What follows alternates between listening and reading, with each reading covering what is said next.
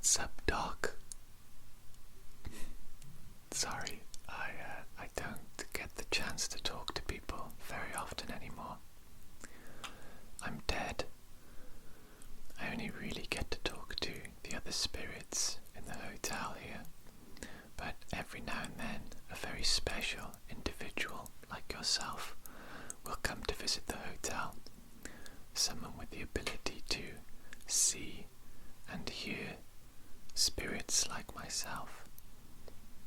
Do you mind if we talk for a little bit, please? It can get very lonely here, just myself and the other spirits. And I have to warn you, there are a lot of vengeful and cruel spirits living here in the hotel. I'm not sure what it is about this place in particular, but there does seem to be a high concentration of particularly malevolent spirits. I know that this hotel was built on an Indian burial ground, so it's quite possible that a lot of the spirits are angry and vengeful for that reason. I suppose it's disrespectful to build a hotel on a sacred ground, a sacred burial ground. But it is what it is. It's happened.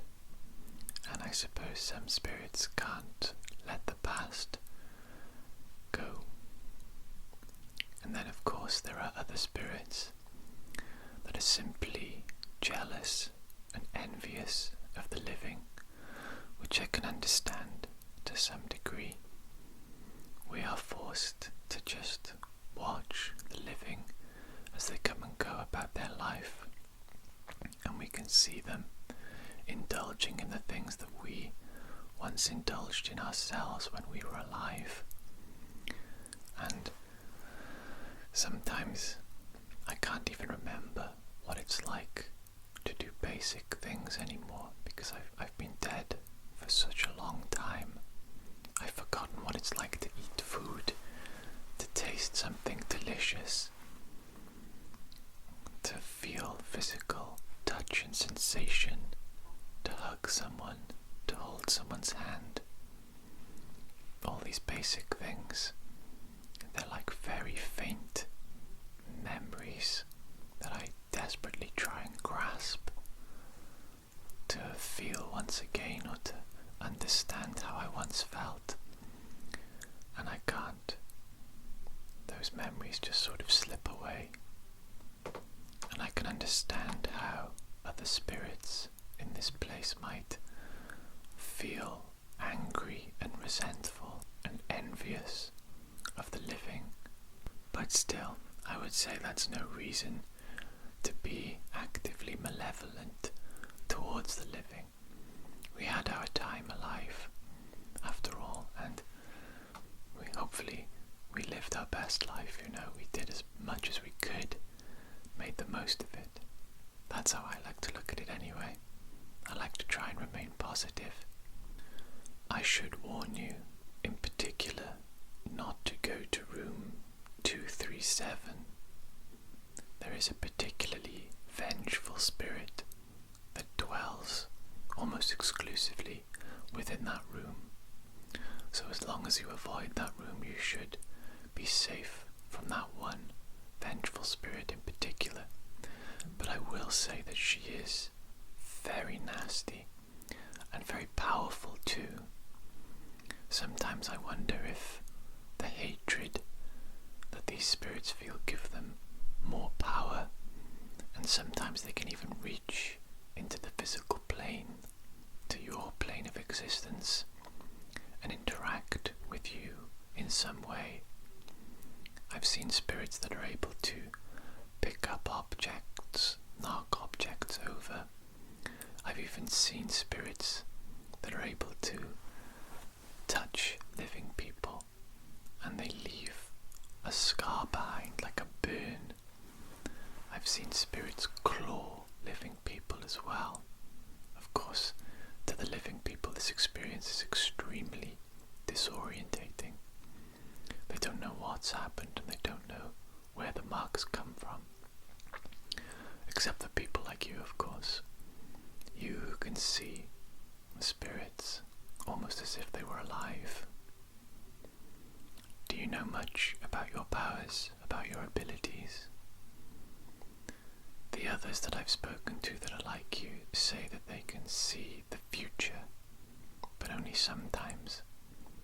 And they also say that they can see the past, things that they were never around to experience. So you may be able to see a lot of things in this hotel. You may be able to see things that have happened in the past and things that are going to happen in the future. And I must warn you that some pretty bad things have happened here in the past. There have been maniacs, psychopaths. I'm not sure exactly what you would call them or how you would describe them, but there have been incidences in the past where living people killed other living people, murdered them, and I believe some of them are even their own family members. I don't want to scare you too much, of course, but I do want to prepare you, because if you are staying in this hotel for any period of time with the ability that you have, you are bound to see these things that have already happened in the past, these events. They're going to be high energy events, so they will be locked within the surroundings, within the environment itself, and anyone with abilities like yours will pick up on these events in particular. So I simply tell you this to warn you, you may see some scary and perhaps even horrifying things whilst you're staying here at the hotel, but do remember that they aren't actually real. Just like I'm not real in that sense, you know. Obviously you can see me and we can talk, but I can't physically touch you or interact with you in any way. I can't harm you. And it's the same for when you see these events in the past. Of course there are exceptions, like the exceptionally powerful spirits that I mentioned, like the one that lives in 237, so do be careful. But when you're seeing flashbacks of the past, that is firmly in the past, and that cannot physically impact you in any way whatsoever. The same for when you see events in the future. Perhaps you will see something bad that will happen in the future, perhaps even to yourself or to your family. If you do, perhaps you can use that vision to help you and your family members. Anyway, I don't want to scare you too much. Maybe I spoke too much about negative things.